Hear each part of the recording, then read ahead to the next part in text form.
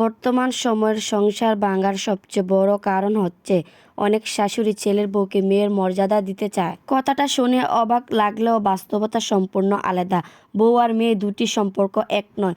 মেয়ে মানে বাড়ির আদরিনী, সে দেরি করে ঘুম থেকে উঠবে, টেবিলে খাবার সাজানো পাবে, খেয়ে নেবে, কোনো চাপ নেই, কোনো নিয়ম কানুন নেই। কিন্তু ছেলের বউকে মেয়ের মর্যাদা দিয়েও তার উপর চাপিয়ে দেওয়া হয় হাজারো দায়িত্ব, নিয়ম কানুন, সংসারের কাজ। তাহলে মেয়ে হলো কিভাবে? যখন তাকে বলা হয় তুমি আমার মেয়ের মতো, কিন্তু আচরণে দেখানো হয় আমি শাশুড়ি আর তুমি বউ, তখন সে মন থেকে ভেঙে পড়ে।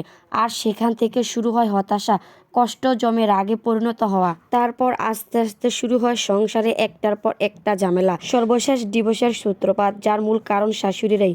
পৃথিবীতে সব থেকে মায়াবতী হলো মা, এবং সব থেকে কুটনামি হচ্ছে শাশুড়িরা, যাদের কারণে হাজার হাজার সংসার ভেঙে যাচ্ছে। পৃথিবীতে মা হিসাবে যদি ভালো হয়ে থাকেন, তাহলে শাশুড়ি হিসাবে ভালো হওয়ার চেষ্টা করুন, এতে সংসারে শান্তি ফিরে আসবে। যাই হোক, অনেক কথা বলে ফেললাম। আসসালামু আলাইকুম, সবাই কেমন আছেন? আশা করি সবাই ভালো আছেন। এই তো কথা বলতে বলতে আমার এখানে মুরগি কাটাকাটি শেষ। এখন ভালো করে পরিষ্কার করে ধুয়ে রান্নার জন্য প্রস্তুত করব। এই তো আমি তো সবসময় বাটা মশলা দিয়ে তরকারি খাই। এই তো মশলা বাটতে চলে আসলাম। এখানে নিয়ে নিচ্ছি আদা, কাঁচামরিচ, তারপর রসুন, তারপর এলাচ, এখানে আবার জিরাও দিয়ে দিচ্ছি। এখানে আমি সবগুলো মশলা একসাথে ভালো করে বেটে নেব। এই তো দেখতে পারলেন যে আমি আজকে মুরগি রান্না করব। মুরগি দিয়ে রান্না করার জন্য এই মশলাগুলো আমি বেটে নিচ্ছি। আমার ঘরে বেশিরভাগই মুরগি বুনা, তাছাড়া রোস্ট রান্না করে খাওয়া হয়।